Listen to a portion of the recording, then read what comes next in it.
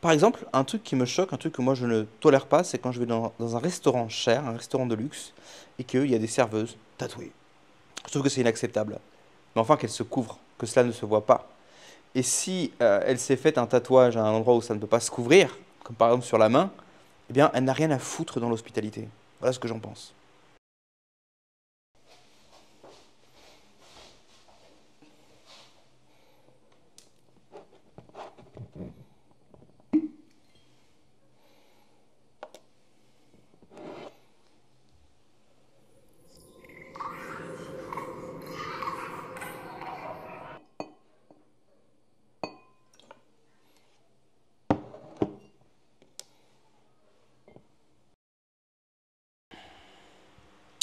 Ça a marqué comme la politesse a disparu.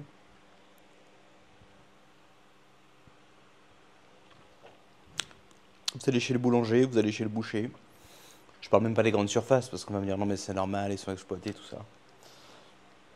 Vous allez où que vous alliez en fait. La politesse a disparu, le sens du service a disparu. Et tu vois, moi quand j'étais broke, quand j'avais pas d'argent, je commençais à ressentir ça, mais je me disais mais attends Alex, c'est normal, c'est parce que tu vas dans les Ibis Budget, tu vas dans les kebabs, tu vas dans les McDo.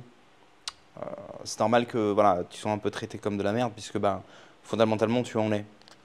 Euh, Encore que, en fait, même ce raisonnement est fallacieux, hein, normalement. Enfin, moi, quand j'étais en call center, et je vais venir dans une seconde, je traitais très bien mes clients. Il n'y a pas d'excuse pour ne pas servir correctement un client, mais enfin, on estime que si vous ne payez pas, on peut imaginer que le type qui est derrière le kebab, le type qui est derrière le McDo, évidemment, pour lui, vous n'êtes qu'un numéro. Mais maintenant, il m'arrive en fait ou bien d'aller évidemment dans les établissements de luxe, ou bien de faire appel à des services dits premium, comme par exemple, je vous en ai déjà parlé, euh, l'expérience que j'ai eue avec Willy, W-H-E-L-Y, la société de transport premium en France. Il m'arrive en fait de payer très cher pour des services que je pourrais avoir moitié prix, un quart de prix, mais en fait, pour m'assurer en fait de dealer avec de la qualité. Plus que jamais, je suis convaincu maintenant que on a ce pourquoi on paye. Enfin, en tout cas, si en payant cher, on n'est pas tout le temps sûr d'avoir de la qualité, en payant pas cher, on est presque sûr de tomber sur de la merde. Et je me rends compte que maintenant, même dans les établissements haut de gamme, on perd ce sens du service. Par exemple, un truc qui me choque, un truc que moi je ne tolère pas, c'est quand je vais dans un restaurant cher, un restaurant de luxe, et qu'il y a des serveuses tatouées. Je trouve que c'est inacceptable. Je trouve que c'est inacceptable que dans un établissement de luxe, vous ayez du personnel tatoué. Alors, si la jeune fille a un tatouage, si, ma foi, je sais qu'on a du mal à recruter dans ces secteurs-là, encore que dans les établissements de luxe, normalement, compte tenu du prix de la note, on a les moyens de trouver des gens. Mais admettons, c'est pas si facile de trouver du personnel hôtelier qualifié. On est allé chercher cette jeune fille dans une école hôtelière, ou bien voilà, c'est une des rares en ville à effectivement avoir un bon track record. Mais elle a un tatouage. Bon, on va l'accepter quand même, très bien. Mais enfin qu'elle se couvre, que cela ne se voit pas. Et si elle s'est fait un tatouage à un endroit où ça ne peut pas se couvrir, comme par exemple sur la main, eh bien elle n'a rien à foutre dans l'hospitalité. Voilà ce que j'en pense. Le sens du service se perd. Regarder un client dans les yeux, lui dire bonjour, lui sourire, lui être agréable, ça se perd. De plus en plus, j'ai l'impression que les gens ont ce mindset où ils se disent, je suis pas la pute de mon client. Ok. Même en France maintenant, alors en France c'est encore plus fascinant en fait parce que le mot client en France maintenant a une connotation péjorative. Ça nous vient des banlieues, hein. Le client c'est celui qui va acheter les stupéfiants avec des jeunes en bas des blocs. Et puis donc ils appellent ça le Yankee. Je tiens Yankee, c'est-à-dire le pigeon de l'histoire. Vous voyez, comme dans leur culture, en fait, c'est même pas qu'il y a un manque de sens du service, c'est que le client, littéralement, un pigeon, il faut le pigeonner, en fait. Enfin, c'est un autre sujet. Mais enfin, effectivement, cette petite anecdote mise à part, je trouve que de plus en plus dans nos sociétés, et que ce soit le cas en France, en Roumanie, à l'île de la Réunion, à l'île Maurice, partout où je voyage, enfin à l'île Maurice quand même moins, mais même à l'île Maurice, vous voyez, où moi j'ai à l'île Maurice quand j'étais adolescent, et donc ça fait un moment maintenant, ça va faire environ 15 ans, eh bien, on remarque qu'il y a dans certains hôtels, y compris les hôtels de luxe, des, des petits... Ça s'affaisse un petit peu. Alors c'est extrêmement léger. Pour une personne qui n'est jamais allée dans ces établissements-là, vous ne vous en rendrez pas compte, hein. C'est des gens qui sont quand même extrêmement cordiaux, souriants, etc. Mais ça relève vraiment de l'ordre du détail. Mais il y a des petites choses qu'il n'y avait pas avant et qu'il y a maintenant. Ou inversement, des petites choses qu'il y avait avant et qu'il n'y a plus maintenant. J'aurais pas de, J'aurais pas l'exemple à vous donner, mais questionnez les gens qui vont dans ces hôtels-là, si vous en connaissez autour de vous, demandez-leur, est-ce qu'en 10 ans, est-ce qu'en 15 ans, tu as remarqué que le service, est-ce qu'il s'améliore, ou est-ce que tu as l'impression que, au contraire, les gens en foutent un petit peu moins, sont un petit peu moins, voilà, se plient un petit peu moins en quatre. Alors on va me dire, oui, mais enfin, les gens ils sont occupés, etc. Bon, quand on va dans un hôtel 5 étoiles à l'île Maurice, on s'attend quand même à ce que les gens soient pliés en quatre. Je suis désolé de vous le dire. Même sans prendre cet exemple extrême, je pense qu'il est normal, quand on rentre dans un commerce, n'importe quel commerce, que le commerçant qui soit là soit souriant, soit respectueux, soit aimable, et ne traite pas avec le client en mode si tu veux le truc, il est là, si tu veux pas, tu vas te faire foutre. Vous voyez ce que je veux dire? Et moi, si vous voulez, j'ai toujours eu ce sens du service. Et je pense que ce sens du service, il m'a peut-être été inculqué par mes parents en fait. Et en particulier ma mère qui était hôtesse de l'air. Et je l'ai toujours eu en fait. Et ce que j'exige des autres, quand je rentre dans un établissement, et en particulier un établissement haut de gamme, c'est ce que moi je fournis aux autres aussi. Il y avait un mec il n'y a pas longtemps dans ma vidéo Q&A qui m'a demandé, Alex, pour toi, qu'est-ce qui est le plus important pour réussir sur Airbnb? Vous savez, je vous parle tout le temps d'arbitrage Airbnb sur cette chaîne. Pour ceux qui ne savent pas ce que c'est, vous pouvez aller voir mes vidéos là-dessus. Évidemment, je lui avais répondu de très loin, le plus important, bah, c'est l'étude de marché.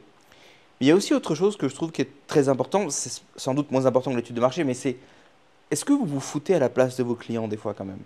Tu vois? Est-ce que vous vous foutez à la place de vos clients ou est-ce que vous vous dites le client, il est là pour me donner du fric, fermer sa gueule et pas me faire chier? Tu vois? Parce que ce type de mindset, je trouve qu'il est de plus en plus prévalent et c'est absolument insupportable. Moi, si tu veux, quand j'étais en call center, hein, je gagnais 500 euros par mois. J'ai travaillé pour Huawei, ensuite pour Samsung. J'aidais des gens, des clients français, donc, à résoudre des problèmes du style j'ai supprimé mes photos, j'arrive plus à les retrouver, j'ai oublié le mot de passe de mon téléphone, j'ai éclaté la vitre de mon téléphone, est-ce que ça rentre en garantie? Ce type de choses. Mais j'étais toujours super aimable avec les clients. Je me mettais toujours à leur place. Vous voyez un type qui me dit voilà, alors par exemple, un exemple qui arrivait souvent, c'est un type, il appelle et dit mon téléphone, il est tout neuf, il n'a que 3 ans. Ça me faisait rire parce que, en fait, la garantie, elle est de 2 ans. Et nous, en fait, on va dire dans le business, hein, dans l'industrie, un téléphone qui a 2 ans, c'est un téléphone qui est vieux, qui est considéré comme vieux. Mais je sais qu'il y a des gens, et en particulier les personnes âgées, qui ont grandi à une autre époque, hein. Mes grands-parents sont pareils, hein. Pour mon grand-père, un frigo, ça doit durer 20 ans. Une voiture, ça doit durer 20 ans, ça doit durer 50 ans. Mais pour eux, un téléphone qui a 3 ans, c'est encore un téléphone neuf. Non, dans le monde d'aujourd'hui, un téléphone qui a 3 ans, il est hors garantie, c'est un vieux téléphone. On s'attend à ce qu'il commence à déconner, il faut passer au suivant. Mais je ne leur disais pas ça. Tu vois, même si je savais qu'ils avaient une vision du monde, et en particulier des électroniques, qui était complètement erronée, je leur disais pas ça. Je leur disais pas, monsieur, mais 3 ans, votre téléphone, enfin, c'est un papy. Je veux dire, c'est un homme de Cro-Magnon. Je ne leur disais pas ça, je me mettais à leur place. Je comprends, monsieur, vous avez fait un investissement, etc. Vous attendiez à ce que, effectivement, après un certain temps, bah, le téléphone fonctionne encore. Malheureusement, la garantie n'est que de 2 ans. Ah, machin, scandaleux, etc. Je me mets tout à fait à votre place, monsieur. Moi-même, je suis le premier. J'aimerais bien avoir des garanties de 5 ans ou de 10 ans. Malheureusement, ce n'est pas le cas. Et bah, moi, tout ce que je peux vous faire, c'est vous aider à envoyer votre téléphone dans un centre de réparation. Oui, je me mettais à la place du gars. Je lui passais de la pommade. Et je le faisais même pas. Enfin, je veux dire, à la limite, je m'en battais les couilles. C'était un réflexe pour moi. Tu vois, c'est un réflexe. Un type m'appelle, il a besoin de mon aide. En plus, les gens qui, tu sais, qui pètent des câbles au téléphone comme ça parce qu'ils ont explosé leur écran, c'est des mecs qui sont en galère. Ok, sinon, le mec il s'en fout, il va racheter un nouveau téléphone. Il y a un mec qui gagne 10 000 euros par mois, il va pas péter, il va pas criser parce que la vitre de son téléphone s'est pétée et que ou bien il faut en racheter un neuf, ou bien il faut l'envoyer en réparation et ça va lui coûter 300 euros. Et très souvent, d'ailleurs, les réparations des écrans de téléphone pétés coûtaient 2 tiers du prix d'un téléphone neuf. Donc presque toujours, ils choisissaient d'aller à un téléphone neuf. Mais enfin, en vrai, je me foutais à leur place. Et ça m'a toujours paru naturel en fait. Ça m'a toujours paru naturel de me mettre à la place du client, d'être serviable avec le client, de show up en fait, de ne pas faire le minimum, tu vois. Alors, évidemment, en tant qu'agent de call center, de toute façon, le pouvoir qu'on a est extrêmement limité. Mais enfin, ça ne te coûte rien de dire une petite phrase sympa, tu vois. Ça se perd. Mais c'est peut-être un avantage, parce que du tout, c'est peut-être ce qui fait la différence entre moi et d'autres, par exemple, sur un business comme Airbnb. Combien il y a de gens, quand j'étais au call center, qui disaient, les gars, je leur disais, bah voilà, on va devoir faire telle procédure, il faut me rappeler dans 2 ou 3 jours. Et les gars, en fait, ils voulaient pas raccrocher. Parce qu'ils disaient, mais comment je peux être sûr que c'est sur vous que je vais retomber, quoi? Ils n'avaient pas envie de tomber sur les autres. Tu vois ce que je veux dire? Parce que ou bien c'était des Roumains qui étaient très, très serviables, très cordiaux, mais qui parlaient un peu français, on va dire, et avec un accent, etc. Ou bien il y avait aussi pas mal de Maghrébins dans notre groupe. Pour la petite anecdote, hein, dans le call center, il y avait toutes les langues du monde. Allemand, anglais, espagnol, français, italien. Le seul groupe où il y avait des Maghrébins, c'était le groupe des Français. Ça, c'est... Mais bon, petite anecdote. Mais il y avait des Maghrébins qui étaient... J'en connaissais deux en particulier qui étaient excellents. Par contre, les autres étaient à chier, je suis obligé de le dire. Je suis obligé de sincère avec vous. Il y en a deux qui étaient excellents. Il y en avait un qui appelait les clients sur son temps libre avec son téléphone alors que c'était interdit pour s'assurer que la bonne femme, elle est vraiment réussi à faire ce qu'elle voulait faire. C'était un type en or. C'était un mec qui, lui, ne pouvait pas dormir si le client n'avait pas réussi à résoudre son problème, quitte à risquer son job. Mais donc, il y en avait deux comme ça qui étaient vraiment excellents. Par contre, tous les autres étaient à chier. Et donc, les gars, ils tombaient sur moi, les clients, ils voulaient absolument retomber sur moi. Comment je peux faire pour retomber sur vous? Et malheureusement, tu peux rien faire. Tu vas rappeler, il faut que tu aies de la chance. Et c'est pareil sur Airbnb. Combien il y a de gens, tu vois, qui... Moi, j'ai un appartement en particulier qui est, on va dire, éco-friendly, budget-friendly. Il est très bien, très propre. Mais c'est pas mon penthouse, c'est pas d'autres appartements flambant neufs en centre-ville. J'ai un appartement, par exemple, où il y a 2 climatisations dans l'appartement, quoi. Je veux dire, c'est... Et t'inquiète pas, les clients, ils gênent pas pour foutre les 2 clims à fond, hein. 2 clims, 2 balcons, etc. Et il y en a qui prennent mon appartement qui est un peu budget. Et pourtant, tu vois, des fois, il y en a, ils me font des commentaires. Je me dis, mais je regarde bien l'appartement, quoi. Je dis, mais c'est cet appartement-là que tu as pris pour me faire un commentaire comme ça? Genre, meilleur séjour, l'hôte était super sympa, super réactif. Et pourquoi est-ce que je suis réactif? Parce que je me fous à la place de mon client. Tu vois, le client, quand il vient dans un... Il visite la ville, il n'est pas chez lui. Quand tu visites un endroit, c'est pas chez toi. Et en particulier, si tu viens d'un autre pays, si tu viens d'une autre ville, c'est quand même galère. Mais si tu viens d'un autre pays, c'est encore plus galère. Tu connais pas la langue et tout. La dernière chose que tu veux qui t'arrive, c'est d'arriver dans un logement et il y a un problème. Ok? Ton logement, c'est ta base. C'est là où tu t'installes. C'est ton cocon. C'est ton safe space. D'accord? Tu arrives, tu es éreinté par le voyage. Tu veux pas qu'il y ait un problème. Malheureusement, des fois, il y a des problèmes. Ben, toi, en tant qu'hôte Airbnb, ton job, c'est de résoudre le problème le plus vite possible. Des fois, ça peut vouloir dire envoyer un plombier. Des fois, ça peut vouloir dire envoyer une femme de ménage pour faire quelque chose. Des fois, ça peut vouloir dire envoyer ton homme à tout faire. Mais des fois, ta femme de ménage n'est pas dispo, ton homme à tout faire n'est pas dispo, ou bien il faut faire un truc qu'il n'y a que toi qui peux le faire, et tu vas devoir prendre ta bagnole et y aller. Et quand il faut le faire, je le fais. Tu vois ce que je veux dire? Il y a d'ailleurs souvent des clients qui, entre guillemets, me dérangent pour des broutilles. On essaie de résoudre le problème à distance, c'est pas possible. Je leur dis, bah écoutez, je peux être là dans une demi-heure. Ça dépend des appartements, ça dépend des horaires. S'il y a des embouteillages, s'il n'y a pas d'embouteillages, si je suis occupé, si je suis pas occupé. Mais grosso modo, je leur dis, je suis là dans une demi-heure, je suis là dans une heure, est-ce que ça vous va? Et souvent, quand je leur dis ça, ils me disent, non, vous inquiétez pas, vous dérangez pas, c'est pas si grave que ça. Parce qu'ils voient que finalement, c'est pas si grave et que finalement, ils n'ont pas envie de me déranger. Généralement, ça, c'est des types en or. Mais il y a des gens, effectivement, il m'est arrivé, effectivement, de devoir me déplacer. Et je vais pas forcément me déplacer pour un... Si j'estime que le client me casse les couilles pour une bêtise, franchement, des fois, je vais pas me déplacer. Mais des fois, tu vois, bah, je vais me déplacer. Par exemple, il y avait une fois, c'était 2 jeunes filles qui n'arrivaient pas à baisser le thermostat. Donc, il faisait trop chaud dans l'appartement. Et je leur ai dit pourtant, maintenez le bouton appuyé, machin. Elles n'ont pas réussi. Et ben, j'ai dû me déplacer. Tu vois. Parce que j'estime que c'était ou bien je me déplaçais, ou bien elles allaient passer la nuit à crever de chaud. Donc elles auraient sans doute dû foutre la clim en plus du chauffage pour compenser, en plus ouvrir les fenêtres. Enfin, ça aurait été un gaspillage d'énergie colossal et puis ça n'aurait pas été agréable. Donc c'était pas très loin, j'ai mis 20 minutes à y aller. C'était tard le soir, pas d'embouteillage, j'y suis allé. Parce que j'ai estimé qu'effectivement la température c'est quelque chose d'important. Maintenant, si quelqu'un m'appelle, me dit voilà, il n'y a eu que 2 capsules de café, je voudrais en avoir d'autres, je vais l'inviter très cordialement à aller en acheter d'autres. Voilà. Toi, ça dépend des clients. Évidemment, quand il y a des clients, par exemple, il y a eu des fois où il y a eu des problèmes de pression dans mes appartements. Typiquement, il y a une toute petite vis près du chauffe-eau, il suffit de la tourner pour faire remonter la pression et l'eau chaude revient. La grande majorité des clients, quand cette situation arrive, réussissent à le faire par eux-mêmes. Il y a une toute petite minorité de clients qui n'y arrivent pas. Et si tu veux, moi, je ne suis pas là non plus pour faire galérer le client. Si le client, je vois qu'il a essayé, qu'il n'y arrive pas, généralement des femmes, il n'y a pas de problème, j'y vais. Tu vois? C'est pas envie que la meuf se dise putain, je suis arrivé dans cet appartement, il n'y avait pas d'eau chaude, j'ai dû mettre 1 heure à batailler avec la petite vis à la con. Non. Écoutez, madame, on va essayer de faire. Voilà, j'ai un tuto, j'ai une vidéo que je leur envoie pour qu'ils puissent le faire eux-mêmes quand ça arrive. Normalement, c'est la femme de ménage qui doit s'assurer que la pression soit là, mais c'est une autre histoire. Mais s'il n'y arrive pas, je vais y aller. Parce que je me mets à la place du client. Si moi, j'allais en vacances dans un pays qui n'est pas le mien, j'arrive, je suis éreinté après un voyage, je vais prendre une bonne douche chaude, il y a de l'eau froide, j'appelle l'hôte, il a intérêt de se bouger le cul pour résoudre le problème. Tu vois ce que je veux dire? Il a intérêt de se bouger le cul. Et il y a beaucoup de commentaires, effectivement, qui félicitent un peu, enfin, comment dirais-je, qui sont, comment on dit ça? Qui font l'éloge de mes appartements, de leur emplacement, etc. Mais il y a aussi beaucoup de commentaires qui font l'éloge de l'interaction qu'ils ont eu avec moi. Et ça, ce que j'explique dans mon accompagnement à mes clients, c'est justement, j'ai toute une série de messages automatisés qui sont des checks, en fait. Est-ce que vous êtes bien arrivé? Est-ce que tout se passe bien? Est-ce que l'appartement correspond à vos standings? N'hésitez pas à me contacter. Tu vois, c'est des checks en fait. Et les clients, ils se sont coucounés. Ils se sentent que c'est pas juste, t'as pris son argent et puis ça, ils démerdent de toi. Littéralement, tu lui envoies régulièrement des messages pour être sûr que tout aille bien. Tu vois ce que je veux dire? C'est ça, prendre soin de ses clients. Et moi, c'est quelque chose, tu vois, que maintenant j'ai un business Airbnb, évidemment, bon, ça me rapporte de l'oseille. Tu vas me dire, bah, c'est normal, Alex, t'es entrepreneur, tu vas t'occuper de ton bébé. Très bien. Mais je faisais la même chose quand j'étais en call center. Je faisais la même chose quand j'ai monté mon café. Le client, tu lui dis bonjour, tu le regardes dans les yeux. Tu vois ce que je veux dire? Ça se perd. Je trouve qu'il y a trop de commun. Et encore une fois, moi, c'est dans mon sang de faire ça, en fait. C'est dans mon sang de m'occuper des gens. Donc, c'est pas une histoire de. Parce que tu vas me dire, mais c'est ton café, c'est ton business Airbnb. Mais le call center, c'était pas mon call center. En fait, c'est juste un rapport humain. Tu as une personne devant toi qui vient te donner son fric, ou bien, dans le cadre du call center, qui a un problème, mais tu l'aides. Enfin, tu cherches à l'aider. Évidemment, après, il y a des clients qui sont insupportables, je suis d'accord avec vous. Mais la majorité, ils ne sont pas insupportables. Et si vous utilisez deux, trois tournures de langage du style je vous comprends, je me mets à votre place, et vous n'essayez pas d'avoir raison, le client se calme dans 99% des cas.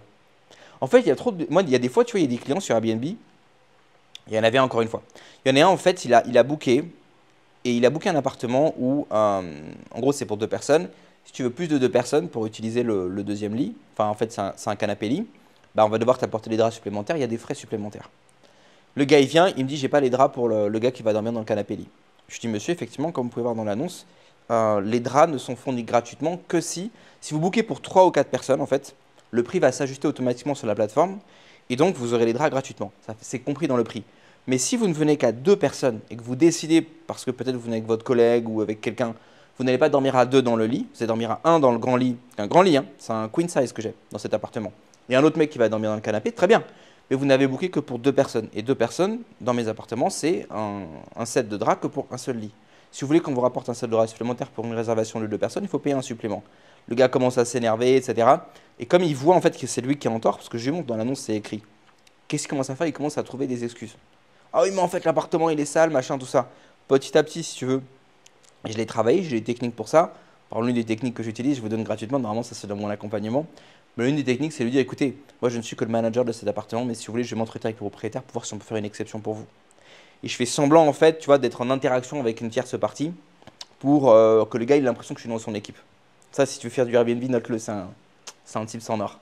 Que le gars, il n'a pas l'impression que c'est toi contre lui, il a l'impression que c'est lui contre un propriétaire anonyme et que toi, tu es un espèce de middleman et que tu es dans son camp. Il y a beaucoup de gens que tu peux retourner comme ça. Et finalement, le gars, je l'ai retourné. Mais effectivement, il a fallu échanger, etc. Ma femme, elle a vu les échanges. Elle m'a dit, mais comment tu lui laisses le cul? Moi, un client me parlait comme ça, je lui crachais à la gueule, je lui disais d'aller se faire foutre. Et c'est vrai que moi, avec des choses qui me. Tu vois, lécher un peu le cul du client, qui, je le rappelle, est celui qui me permet de bouffer, hein, c'est lui qui me permet de payer mes petits whisky, etc., mes cigares, bah, ça ne me dérange pas. Je pense que c'est la base. Mais il y a des gens, en fait, qui cherchent à avoir raison avec leurs clients. Et qui voit vraiment le client comme. Là, on parle d'Airbnb, l'hospitalité. C'est inacceptable de ne pas lécher le cul de son client dans l'hospitalité. C'est le business numéro un. Restaurant, hôtellerie, c'est le business numéro un où tu es censé, quand même, tu vois, posséder de la pommade à ton client. Mais même dans d'autres business, en fait, dans un commerce. Un client vient, il pose trop de questions, etc. Tu vois, les gens, ils en ont rien à foutre, ça les gave. Et de quoi tu parles? Tu es payé par ce client. Et même si tu es un employé, ton job, là, c'est pas ta pharmacie, c'est pas ton commerce, d'accord? Mais le patron, il te paye avec l'argent de qui? Avec l'argent du gars qui est en train de te poser des questions. Donc fais un minimum d'efforts. En parlant de ça, en parlant de pharmacie, je suis allé dans une pharmacie tout à l'heure. Et la dame, c'est la première fois que j'allais dans cette pharmacie, elle a donné 2 petites sucettes gratuites à mes gamines. Bah, tu peux être sûr que la prochaine fois, je dois aller à la pharmacie, même s'il faut, je vais aller plus loin, mais je vais retourner à cette pharmacie-là. Tellement on était adorable. Tu vois ce que je veux dire? Et en plus, c'était un peu une grand-mère, tu vois, une meuf un peu âgée, qui gérait la pharmacie. Je sais pas si elle était pharmacienne ou bien elle travaillait juste là, elle était derrière le comptoir. Elle n'avait pas de blouse, rien. Tellement aimable. Tu vois, elle demande à mes filles comment vous vous appelez, elle leur donne des petites sucettes et tout. Tu vois ce que je veux dire? Bah, ça me donne envie d'y retourner. Et s'il y a une pharmacie qui est à 10 minutes, que celle-là elle a 15 minutes, je vais aller à celle-là. Pour récompenser ça. Tu vois?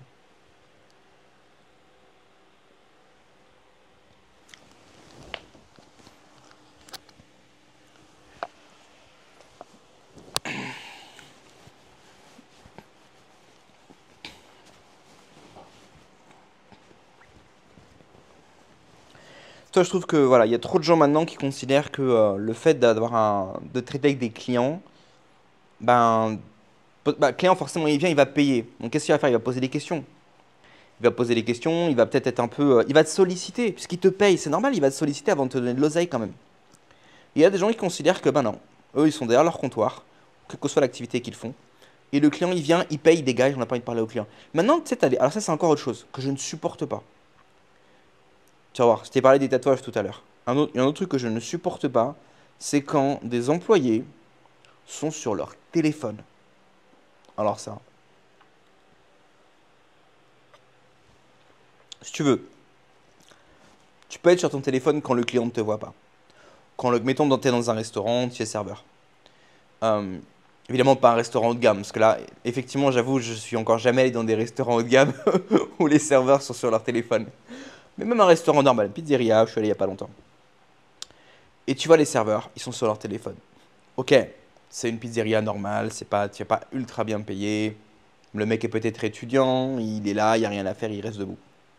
Mais quand le client se lève et passe devant toi, redresse-toi, fous ton téléphone dans ta poche, regarde le client et fais-lui un sourire. Et demande-lui, vous avez besoin de quelque chose, monsieur? N'attends pas que le client vienne vers toi pour te dire, monsieur, j'ai besoin de telle chose, telle chose, telle chose. Il n'y a rien de pire qu'être dans un commerce, quel que soit le commerce, hein, où tu vois des employés qui sont vissés sur leur téléphone, ils attendent que tu viennes leur demander. Quand le client s'approche de toi, tu es dans le champ de vision du client, range ton putain de téléphone, redresse-toi et fais un sourire. Tu vois ce que je veux dire?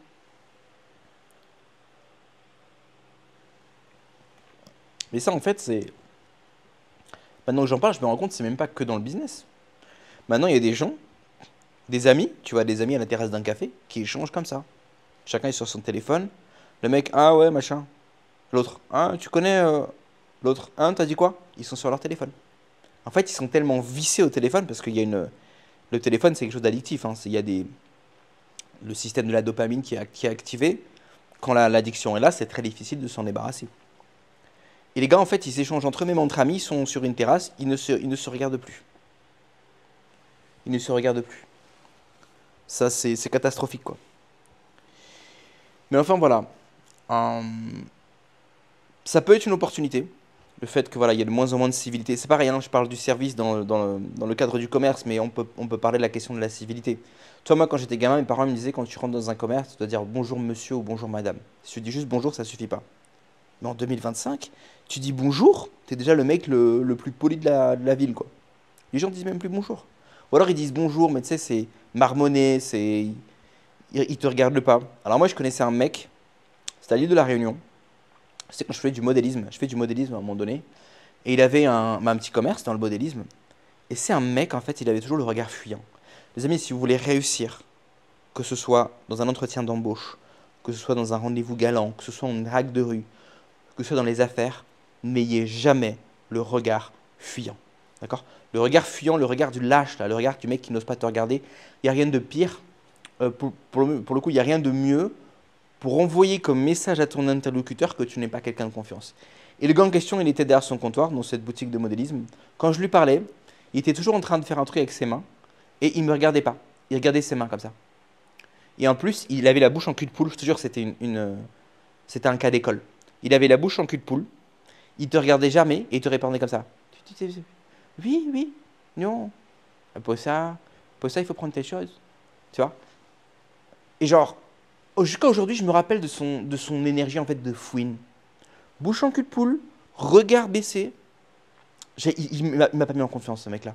J'ai dit, mais qu'est-ce qu'il y a? Ça te pose problème que je vienne dans ta boutique? Il y a un problème avec moi? Tu sais, c'est la même vibe que genre, imagine tu vas, genre je sais pas, genre, bon mettons, je vais prendre un exemple super cliché, je m'en excuse d'avance. Mettons, t'imagines dans une ville, il n'y a que des racistes. Et toi, t'es le seul noir. Tu rentres dans la ville, il n'y a que des racistes. Tu rentres dans un premier commerce, on te dit c'est fermé. Tu vas dans un deuxième commerce, on te dit c'est complet. Et tu rentres dans un quatrième, cinquième commerce, et il y a un mec qui veut bien te laisser rentrer dans son commerce. Parce qu'il est un peu moins raciste que les autres. Mais il est gêné. Donc qu'est-ce qu'il fait? Il te regarde pas dans les yeux, il regarde en bas comme ça et il marmonne. T'arrives, tu te dis voilà, bonjour, je voudrais acheter du produit liquide vaisselle. Ah, du liquide vaisselle? Ouais, vous avez du liquide vaisselle s'il vous plaît? Ouais, il faut regarder dans le rayon quoi. Toi, c'est genre ton spa. C'est comme si j'ai la gale ou quoi. Tu as un problème à me parler ou quoi? J'ai la gale ou quoi? Et c'était exactement cette énergie-là. Et ça m'est resté, ça m'est resté tellement ça m'a choqué. Enfin voilà. Tu vois, j'estime que. Alors tiens, par contre, je vais te donner un contre-exemple. Dans la boutique où je vais pour aller acheter mes cigares, c'est pour ça que je commande pas en ligne. Parce qu'ils ont aussi un truc en ligne. Je commande pas en ligne parce que le personnel, et j'ai déjà eu affaire à 3 personnes différentes. Une dame qui a la quarantaine, une jeune fille qui a la vingtaine, et un jeune homme qui doit avoir fin de vingtaine. Les trois, c'est des mecs en or. Et c'est des meufs en or. Mais alors, le service dans cette boutique de cigares, dès que je rentre, c'est la banane. Et alors, si tu veux, la dame qui est un peu âgée, je soupçonne qu'elle soit ou bien propriétaire de la boutique, ou bien qu'elle soit la femme du propriétaire. Donc tu peux te dire, bah, à la limite, c'est son commerce, c'est normal. Le jeune homme, il organise des sorties cigares avec d'autres mecs. Tu peux te dire, bah voilà, il fait des sorties cigares, lui-même, il a peut-être un peu de skin in the game, peut-être c'est le fiston, peut-être il est passionné, voilà. Mais la jeune fille, je trouve que c'est le genre de meuf dont je me serais attendu. Est-ce que, voilà, on lui a donné le job parce qu'elle est un peu jolie, mais en fait, elle s'en bat les couilles et elle va te snober. Mais en fait, pas du tout. Elle a toujours la banane, elle est toujours super souriante. Et franchement, ça change la vie parce que tu vois, ça c'est encore autre chose. Moi, quand j'étais gamin et que j'allais quelques commerces, que ce soit avec mes parents, et qu'il y avait du personnel qui était sympa, homme comme femme, et je faisais la remarque, je disais, ouais, il est vachement sympa le serveur, ouais, elle est vachement sympa de la serveuse. Mon père, il disait toujours ça, il disait, ouais, ils sont juste commerciaux. Et si tu veux, ça, je pense qu'en fait, c'est pas un bon mindset. Parce que même si la personne, elle est juste commerciale, c'est quand même agréable d'être dans un endroit où tu es bien traité. C'est quand même agréable d'être dans un endroit où, ah bah ouais, tu es client, tu payes, donc le personnel qui est là te lèche un peu le cul. Tu vois ce que je veux dire? Et maintenant, en 2025, quand je vois le nombre de commerces où ce côté commercial n'existe plus, moi je me dis qu'en fait, ce qu'on prenait avant pour acquis, en fait, c'était pas du tout un acquis. Et c'est pourquoi maintenant, quand je rentre dans les commerces, tel que cette boutique à cigares, où ce personnel-là est particulièrement aimable, et encore une fois, tu as vu, plusieurs personnes différentes, hein, différentes tranches d'âge, différents sexes, qui sont tous ultra aimables. Et c'est pour ça que jusqu'à maintenant, j'y retourne. Et ça fait la différence. Après, tu vois, j'essaie d'être cohérent avec moi-même. Je demande et j'exige d'être bien traité. Mais quand je trouve un établissement où je suis bien traité, par contre, je suis fidèle. J'y retourne et je lâche des pourboires. Bon, au truc de cigare, je lâche pas de pourboire. Mais quand je vais dans un restaurant, quand je vais chez un coiffeur, que j'ai été bien traité, je lâche le pourboire. Tu vois ce que je veux dire? Parce que tu peux pas, ça c'est encore autre chose, tu vois, c'est comme les mecs qui te disent oui, maintenant ils se plaignent parce que la boulangerie en France maintenant 90% des boulangeries c'est des terminaux de cuisson, c'est de l'industriel. D'accord? Mais est-ce que si demain un type faisait des pains au chocolat, des croissants artisanaux dans ton village, qui nécessairement ce serait le double du prix, est-ce que tu irais acheter chez lui? Bien sûr que non. Donc tu vois, il ne peut pas avoir le beurre et l'argent du beurre. On récolte ce qu'on sème. Donc moi je suis exigeant sur le plan du service. Par contre, quand je trouve un commerce où les gens sont satisfaisants par rapport à mes exigences, alors là, je suis fidèle. J'y retourne et je paie des pourboires. Je t'ai déjà parlé également du chauffeur VIP que j'emploie maintenant à chaque fois que je vais en France. J'ai testé différents services, etc. J'en ai trouvé un qui me plaît. Et effectivement, même s'il est un peu plus cher que les autres, en plus je prends le van, donc automatiquement tu prends un van pour faire Beauvais-Paris, bon bah ça a son coût, généralement c'est 250-300 euros, bah, je retourne toujours avec lui. Parce que jusqu'à maintenant, bah, ça s'est toujours très bien passé, il arrive à l'heure, petite pancarte avec mon nom, il prend mes bagages, il les met sur le caddie, il pousse le caddie jusqu'à son van. Voilà, c'est un mec il est discret. Je te dis, moi j'aime pas trop de familiarité, surtout avec un chauffeur. Mais c'est même pas surtout avec un chauffeur, j'aime pas trop de familiarité, surtout quand je viens de prendre l'avion, j'ai envie que le chauffeur il conduise et qu'il la ferme. Bah lui sait ce qu'il fait, et du coup bah, je lui suis fidèle, et j'ai déjà recommandé ses services à plusieurs personnes, tu vois ce que je veux dire. D'ailleurs, si vous voulez que je donne son nom, au cas où, c'est... Putain, j'ai oublié son nom, je suis un cassos. C'est... Merde. Ah, je le rajouterai au montage, pour lui donner un peu de business. C'est François, je crois, son nom. Je vais prendre le téléphone, là, ça filme. Ah, je suis désolé, j'aurais voulu lui faire la pub, mais je rajouterai peut-être ça au montage. Donc voilà, tu vois, je suis fidèle. C'est pas que avec la bouche, tu vois, c'est pas que. Parce qu'il y a des gens qui sont très forts là-dedans. Oui, ceci, cela, les gens ne sont plus polis, les gens ne sont plus aimables, le service n'est plus au rendez-vous. Mais quand tu arrives dans un établissement où le service est au rendez-vous, est-ce que tu es fidèle? Quand tu arrives dans un établissement où le service est au rendez-vous et où peut-être effectivement la note est 20-30% plus chère, est-ce que tu es fidèle? Tu peux pas avoir le prix le moins cher et en même temps la meilleure qualité de service. C'est pas possible. Tu vois ce que je veux dire? Ça, c'est agaçant aussi, tu vois, ça c'est l'autre côté du spectre. Tu peux pas en même temps exiger, toujours, ça c'est très français d'ailleurs, hein, toujours être dans la critique. Quand tu trouves le truc qui correspond à ce que tu veux, est-ce que tu y retournes? Non, non. Genre le mec, il a passé sa vie à critiquer tous les restos dans lesquels il est allé, ça lui convient jamais. Un jour, il va dans un resto où ça va, le serveur, il était super sympa, la bouffe a été délicieuse. Ben, il donne pas de pourboire, il donne 5 euros de pourboire et il revient plus jamais. Ah ouais, mais en même temps, toi, tu dois encourager ces choses-là, pas uniquement avec ta bouche, faut que tu les encourages avec tes billets. Ce que je te disais dans la vidéo de la dernière fois sur le marketing, je te disais, si tu en as marre des techniques marketing du style urgence, compte à rebours, preuve sociale, promesse grandiloquente, eh ben, un, arrête d'acheter chez les formateurs qui utilisent ces techniques-là, mais deux, surtout, achète chez les formateurs qui n'utilisent pas ces techniques-là. J'ai dit ça dans une vidéo il n'y a pas longtemps. Parce qu'il y a beaucoup de gens que c'est très facile de dire, ah moi j'achète pas quand c'est des pages de vente trop agressives. Ok, mais est-ce que tu achètes quand c'est des pages de vente qui sont pas agressives? Ah ben non, j'achète pas non plus. Ouais, donc t'es pas un acheteur. Donc ton avis n'a pas de valeur. T'es un clochard, t'es pas un acheteur. Pourquoi tu crois que ton avis a de l'importance pour quelqu'un qui bosse, qui monte un business, alors que tu n'es pas client? Tu n'achètes pas. Ni chez lui, ni chez ses concurrents. Tu n'es pas un prospect potentiel. Donc ton avis ne compte pas. C'est exactement pareil sur les questions que je viens d'aborder. Si tu te plains du service, mais que tu ne vas pas, tu ne récompenses pas les établissements qui cherchent à fournir un service de qualité, eh bien, effectivement, c'est normal que si à chaque fois la chose qui t'intéresse, c'est aller dans les endroits qui sont les moins chers possibles, c'est toujours, hein, l'offre s'adapte à la demande. S'il ne va que chez les endroits qui sont le moins chers possible, le marché va s'adapter. Le marché va s'adapter et chercher à faire du moins cher, du moins cher, du moins cher. Quitte à évidemment engager les pires cassos. Et c'est pour ça que tu vois, moi, je peux plus entendre les discours du style. Toi, par exemple, des fois, il y a des gens qui me demandent des recommandations. Que ce soit sur. Ça peut être sur n'importe quoi, ça peut être un service de transport, ça peut être une femme de ménage, ça peut être un restaurant. Je leur donne l'adresse et ils me disent, ah ouais, c'était cher quand même. Ouais, mais je te recommande pas de la merde en même temps, tu vois. C'était cher, mais la qualité est au rendez-vous. Et moi, je sais que je suis un peu un connard, je sais que je suis un peu. Je suis exigeant sur certaines choses, tu vois. Moi, c'est pareil, quand je trouve une pizzeria que j'aime bien, j'y retourne 100 fois d'affilée. Parce que 90%, j'aime pas. Tu vois? Donc je suis exigeant, mais en même temps, c'est pas que de la gueule. Parce que quand je trouve un truc qui me correspond, c'est bon, ils ont mon oseille. Ils ont mon oseille. Je pense qu'aujourd'hui, pour quelqu'un qui fait que ce soit par exemple un service d'accompagnement en ligne, comme je fais avec Airbnb, ou également j'accompagne sur l'expatriation, que ce soit sur un business physique, que ce soit dans l'hospitalité ou pas. Je pense que des gens aujourd'hui qui vont, en plus, indispensable, il faut avoir une bonne offre, être dans un marché où ça fonctionne. Il faut avoir ce positionnement business. Hein. Si vous n'avez pas la bonne offre, si vous êtes dans un marché de merde, ou si vous êtes dans un bon marché, mais que vous n'avez pas la capacité de pénétrer ce marché parce que la concurrence est trop forte, c'est mort. Mais si vous êtes déjà positionné sur un marché, vous avez la capacité d'aller chercher des clients, je pense que miser sur le service client, sur un service client de qualité, sur une prestation où le client se sent chouchouté ou se sent respecté, aujourd'hui, ça peut donner aux gens un avantage compétitif non négligeable. Dites-moi ce que vous en pensez. Est-ce que vous, justement, vous pensez comment vous trouvez aussi qu'autour de vous, il y a de plus en plus, justement, dans les commerces, d'endroits où le service n'est pas au rendez-vous? Est-ce que vous trouvez, vous aussi, qu'il y a de plus en plus d'endroits où on est traité en tant que client comme de la merde? Vous savez, moi, il m'est déjà arrivé d'aller dans des restaurants sur réservation, hein, des restaurants chers où il n'y a pas de place et tout. Hein. J'arrive dans le restaurant est blindé, etc. On a dû réserver plusieurs jours à l'avance, on arrive dedans. Et je trouve que le serveur, son comportement n'est pas adéquat. Ce comportement n'est pas adéquat par rapport au prix qu'on a payé, par rapport au fait qu'on ait réservé plusieurs journées à l'avance. Mais il m'est déjà arrivé. Alors que tu vois, j'étais en costard et tout, ma femme bien habillée, robe et tout, on arrive dans le restaurant. On a réservé 3-4 jours à l'avance, etc. J'arrive, le serveur ou la serveuse